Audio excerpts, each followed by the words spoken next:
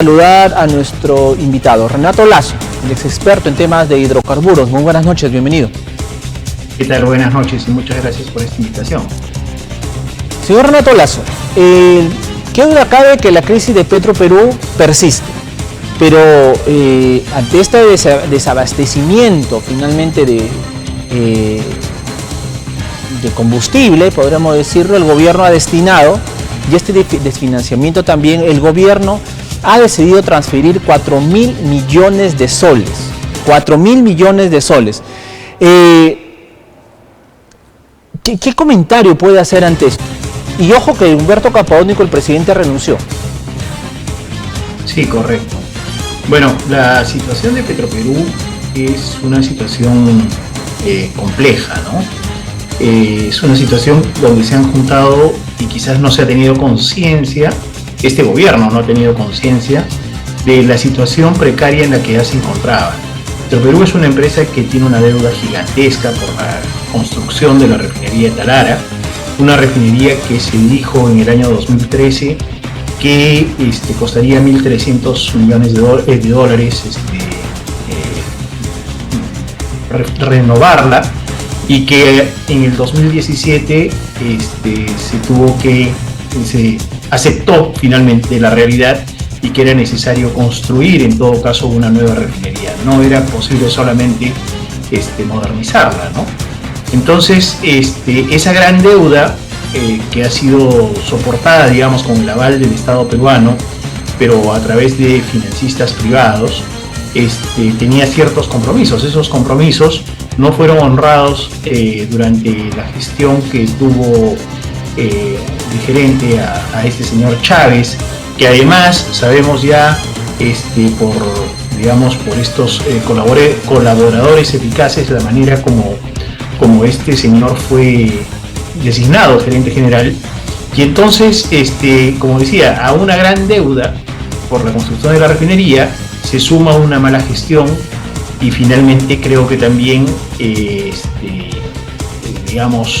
algunos problemas extras y como por ejemplo algunos problemas de maritazos y etcétera, ¿no? Entonces todo esto sumado ha sido el caldo de cultivo preciso para que la empresa quede prácticamente al borde de la quiebra, y esa es la verdad de las cosas, ¿no? Yo creo que además lo que debemos preguntarnos los peruanos es hasta qué punto realmente esta empresa, que nos decían es estratégica, es insigne y todo lo demás, podemos seguir manteniéndola, ¿no? Hasta qué punto nos conviene, porque finalmente esos 4.000 millones de soles, sumados a los otros 750 millones de dólares que se registraron en abril pasado, y que obviamente no va a poder pagar ahora en diciembre, que se vence el plazo que se acordó en aquella oportunidad, debemos preguntarnos hasta qué punto estamos dispuestos a que esta empresa finalmente cabe en la tumba donde o va a caer ella sola o vamos a caer todos como país. ¿Esa ha sido la salida del señor Humberto Campodónico, cree usted? Yo creo que su salida ha sido... yo creo que el señor Humberto Campodónico es un profesional bastante bueno, pero sin duda él tiene una responsabilidad, yo creo que innegable, en el sentido de que él fue parte también de quienes propiciaron la gran inversión de la refinería de Talara, ¿no? Entonces se pensó hacer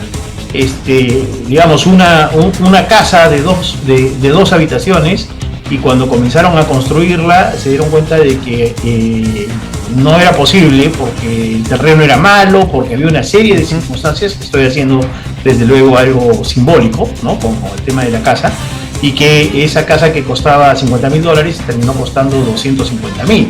Obviamente una familia que hace una casa de 50.000 dólares es una cosa, y que pueda pagar una deuda de 250.000 es otra. Eso es lo que nos está pasando, para graficar un poco las cosas. Nosotros pensábamos invertir 1.300 millones de dólares en esa modernización y tener ahora cerca de 6.500 millones de dólares invertidos, o 6.000, más las deudas que hemos hablado. Solo en este año se le han inyectado 2.250 millones de dólares. Es una barbaridad de dinero, y además a su pregunta concreta, sí. Si esa es la razón por la que el señor Campodónico probablemente ha renunciado, yo creería que él está asumiendo la responsabilidad que le corresponde, ¿no? Efectivamente. Ahora, es innegable. Sí. El Consejo Fiscal, el Consejo Fiscal ha considerado que la situación de Petroperú y las medidas adoptadas por el gobierno con esta transferencia de los 4.000 millones de soles, el dinero de todos los peruanos, para proveerle liquidez, según el Consejo Fiscal, dice que incrementará la vulnerabilidad, de las finanzas públicas. O sea, no solamente de las finanzas de Petroperú que ya están alicaídas, sino de las finanzas públicas en general. O sea, es gravísimo. Están trasladando un dinero que debería ser destinado para otras, tal vez, obras, para otros proyectos, se le están trasladando a una empresa que está en una crisis profunda, ¿no? Sí, y yo creo que lo que usted acaba de mencionar debe llevarnos a una reflexión, ¿no?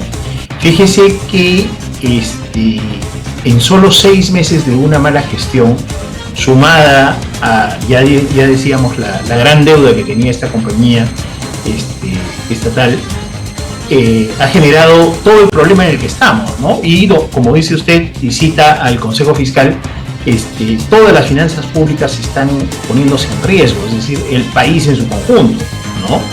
Y eso significa la economía de todos. Claro. Entonces, imagínense lo que sería si tuviéramos más empresas públicas. Creo que eso es un poco lo que hay que preguntarnos. El problema de las empresas públicas no es que sean malas per se. El problema es que la política, los políticos, suelen meter sus uñas donde no deben, porque sencillamente el poder político les hace creer que ellos pueden hacer eso y los funcionarios, digamos, atienden ese pedido por cuidar su trabajo o por lo que fuera y terminan haciendo cosas que no deberían, ¿no? O son designadas personas, como sucedió en el caso de Petroperú con este señor Chávez, que no están capacitados, que simplemente tratan de agradar a su jefe, al político, y no hacer lo que realmente necesita la compañía. Entonces, imagínense, en 6 meses, una sola empresa pública peruana en el problema que nos pone. ¿Cuántos años, cuánto esfuerzo nos ha costado a los peruanos tener la economía sólida, que todavía se mantiene macroeconómicamente, ¿no? Para que de pronto, ya digo, 6 meses y una sola mala gestión nos ponga en esta situación. Correcto. Petroperú, en este caso Petroperú, a través de un comunicado ha manifestado que el abastecimiento de combustible se va a normalizar en las próximas horas. Sí, bueno, esperemos que así sea, esperemos que esta situación se pueda revertir realmente, ¿no? Pero yo creo que acá tenemos que tener en cuenta lo siguiente, ¿no? Acá tenemos un cáncer y lo estamos tratando de curar o mejorar, ¿no? Con cualquier medicamento pequeño. Lo que nosotros necesitamos es dejar de depender de la importación de combustibles que no tenemos y comenzar a utilizar los combustibles que sí tenemos. Y me estoy refiriendo claramente al gas natural. ¿Cuántos años escuchamos sobre la masificación del gas natural, sobre esto y sobre aquello? Pero el Estado finalmente no logra comprometerse y comprometer sus recursos en algo que sí va a generar una situación mejor a la población. Y este gobierno tampoco, y este gobierno que dice ser nacionalista, patriota del pueblo, tampoco está dando acciones claras para utilizar justamente este gas natural, salvo los discursos, ¿no? Salvo los discursos, Barborrea, esto sí, pero en lo efectivo, nada. Así es. Y hay un proyecto de ley que tiene ya buen tiempo en el Congreso, que lamentablemente el Congreso lo aprobó en julio, el 13 de julio del 2013, de este año, perdón, el 13 de julio de este año, pero que le agregó un par de errores que terminan excluyendo a buena parte de las regiones del país, como por ejemplo La Libertad, Lambayeque, Cajamarca, Ancash y al sur Arequipa, Tacna, Moquegua. Todas estas zonas, todos estos pobladores excluidos de esta ley por un error del Congreso, ¿no? Entonces, definitivamente tenemos un problema en el Ejecutivo, está clarísimo, las designaciones que ha hecho y todo el tema de corrupción que hay, la falta de confianza que puede haber en este gobierno de los privados, nacionales, extranjeros y de todos, pero además de eso, también tenemos un Congreso que tiene que tomar conciencia de la situación en la que estamos y tiene que finalmente impulsar este proyecto y dejar de solamente preocuparse por sus agendas personales y de corto plazo, ¿no? Efectivamente, el gas natural puede ser una salida a toda esta problemática en torno al combustible, y Petroperú en algún tiempo va a agotar estos 4.000 millones de soles que entregó el gobierno y vamos a volver a las mismas, ¿no? Y esto va a ser insostenible en el tiempo, señor Lasso, pero veremos hasta cuándo podemos al menos soportar todo esto.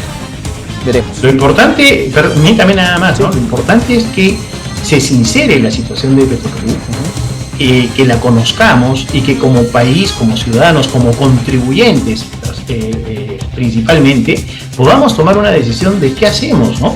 En esa ley que ha sido, esa norma que ha sido publicada, donde se autorizan los 4.000 millones de soles, más un crédito de 500 millones de dólares, también se habla de que se va a ver la valorización de la empresa dentro de un año. ¿Creen que alguien va a invertir en esa empresa? ¿Usted compraría acciones de esa empresa? Más aún cuando de repente lo que se quiere es colocar un 49% de las acciones y que siempre los políticos futuros o presentes puedan volver a meter sus uñas, sus garras y tergiversar su correcto funcionamiento.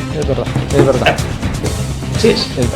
Señor Lasso, le agradezco muchísimo por estar esta noche con nosotros y habernos dado pues luces de esta problemática que no tiene que pasar por alto, como es Petroperú.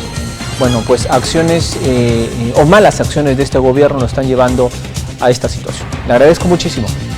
No, muchas gracias a ustedes. Ricardo Lasso, experto en hidrocarburos, estuvo con nosotros conversando respecto a lo que está ocurriendo allí en Petroperú, esta refinería que queda al norte de nuestro país. Nos vamos a una pausa comercial y regresamos para seguir aquí en el programa. Volvemos.